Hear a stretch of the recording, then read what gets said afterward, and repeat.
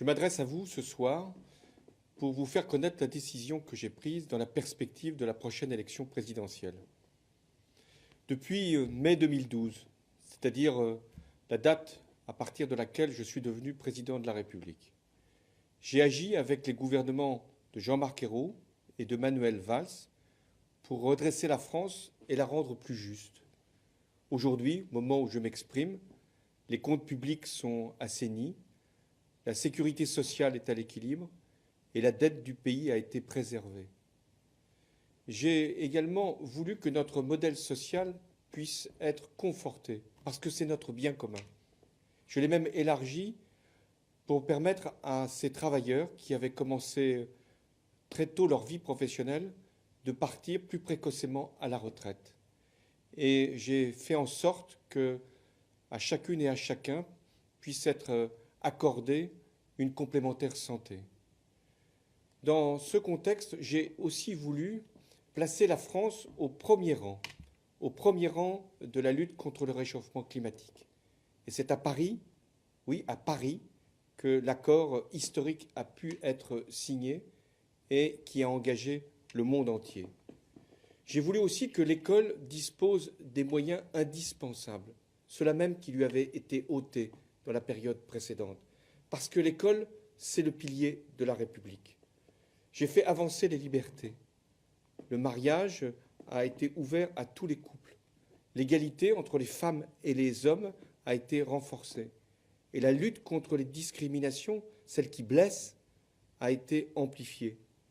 J'ai également modernisé notre démocratie avec la réforme territoriale, celle dont on parlait régulièrement et qui n'était jamais faite, avec la fin du cumul des mandats et avec également la transparence que j'ai imposée à tous les élus, à commencer par moi-même, pour être dans l'exemplarité.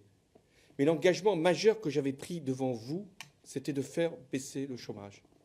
J'y ai consacré, avec les gouvernements, toute mon énergie. J'ai pris tous les risques. J'ai allégé les charges des entreprises, parce que c'est la condition pour qu'il y ait davantage d'emplois. J'ai également aidé les embauches. J'ai fait en sorte que la formation professionnelle puisse être une grande priorité. J'ai également soutenu l'innovation et l'industrie de demain. Et j'ai pris la responsabilité de réformer le marché du travail. Les résultats arrivent. Plus tard que je ne les avais annoncés, j'en conviens. Mais ils sont là. L'investissement, la consommation, la construction repartent. Et depuis le début de l'année, le chômage enfin diminue. Mais il reste à un niveau trop élevé et je mesure ce que cette situation peut avoir d'insupportable pour nos concitoyens qui vivent dans la précarité. Mes chers compatriotes, le monde, l'Europe, la France ont traversé pendant tout mon mandat des épreuves particulièrement graves. J'ai engagé nos forces armées au Mali, en Centrafrique, en Irak, en Syrie, pour défendre nos valeurs et pour combattre le terrorisme islamiste qui nous avait frappés et qui nous menace encore, frappés à Paris, à Saint-Denis, à Nice et dans tant d'autres lieux ensanglantés. Dans ces circonstances particulièrement éprouvantes, terribles même, j'ai voulu que soit maintenue la cohésion nationale, que nous puissions éviter les divisions, les surenchères, les stigmatisations et donc les amalgames. Mais en même temps, nous avons tenu bon et j'ai pris les mesures qui étaient nécessaires. Notre arsenal pénal a été durci, sans mettre en cause à aucun moment nos libertés. J'ai également procédé à des recrutements massifs dans nos armées, dans la gendarmerie, dans la police, parce que nous en avons besoin et qu'il y a encore beaucoup à faire. Sur les réfugiés, j'ai tenu à ce que la France puisse prendre sa part, parce que nous sommes la France, dans l'accueil de ceux qui fuyaient la guerre et qu'en même temps, nous puissions toujours maîtriser nos frontières. Sur tous ces sujets, je n'ai qu'un seul regret, et je veux ici l'exprimer, c'est d'avoir proposé la déchéance de nationalité, parce que je pensais qu'elle pouvait nous unir alors qu'elle nous a divisés. Au niveau européen, j'ai agi en votre nom pour que l'austérité puisse être enfin terminée pour beaucoup de peuples. Et j'ai fait en sorte que la Grèce puisse rester dans la zone euro, parce que sinon elle aurait éclaté, cette zone euro, tellement elle était traversée de tensions et de crises. J'ai également régulé la finance, oui la finance et le système bancaire, parce que ce que j'avais trouvé en 2012 était source de tous les risques. Voilà ce que j'ai fait, voilà ce que j'assume devant vous, en revendiquant les avancées, en reconnaissant les retards et même en admettant certaines erreurs, parce que je porte un bilan et j'en assume toute la responsabilité. Dans 5 mois, vous aurez, mes chers compatriotes, à faire un choix pour notre pays. La droite vient de désigner son candidat après une large consultation. Je respecte la personne, le parcours de François Fillon, mais j'estime que le projet qu'il porte met en cause notre modèle social et nos services publics sans aucun bénéfice, au contraire, pour notre économie et avec un risque d'aggravation des inégalités. Quant à l'extrême droite, elle nous appelle au repli, à la sortie de l'Europe et du monde, et elle prend comme référence ce qui vient de se produire aux États-Unis. Je vous le dis nettement, franchement, le plus grand danger, c'est le protectionnisme, c'est l'enfermement, et ce serait d'abord un désastre pour les travailleurs français.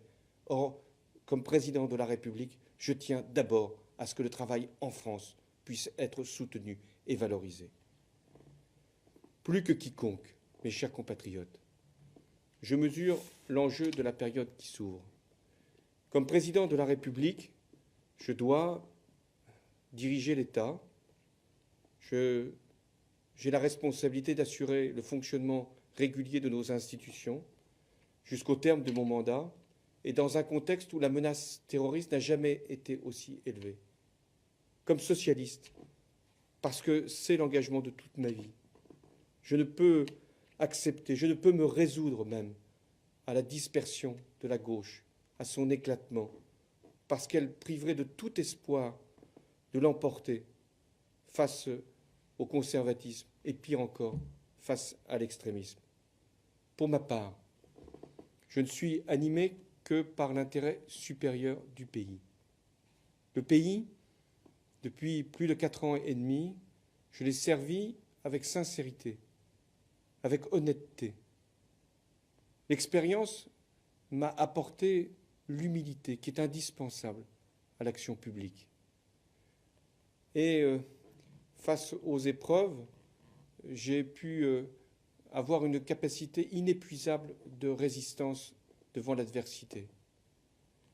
Mais le pouvoir, l'exercice du pouvoir, les lieux du pouvoir et les rites du pouvoir ne m'ont jamais fait perdre ma lucidité, ni sur moi-même, ni sur la situation, car je dois agir. Et aujourd'hui, je suis conscient des risques que ferait courir une démarche, la mienne, qui ne rassemblerait pas largement autour d'elle. Aussi, j'ai décidé de ne pas être candidat à l'élection présidentielle, au renouvellement donc de mon mandat. Je tenais ici à vous en faire part directement, comme je m'y étais engagé au début du mois de décembre, tel que je l'avais moi-même annoncé. Je le fais en prenant toute ma responsabilité, mais aussi en appelant à un sursaut collectif et qui engage tous les progressistes qui doivent s'unir dans ces circonstances. Parce que ce qui est en cause, ce n'est pas une personne, c'est l'avenir du pays. Je ne veux pas que la France soit exposée à des aventures qui seraient coûteuses et même dangereuses pour son unité, pour sa cohésion, pour ses équilibres sociaux. Voilà le message que j'étais venu ici vous adresser. Dans les mois qui viennent, mon devoir, mon seul devoir, sera de continuer à diriger le pays, celui que vous m'avez confié en 2012, en m'y consacrant pleinement et dans le dévouement le plus total à la République. Vive la République et vive la France.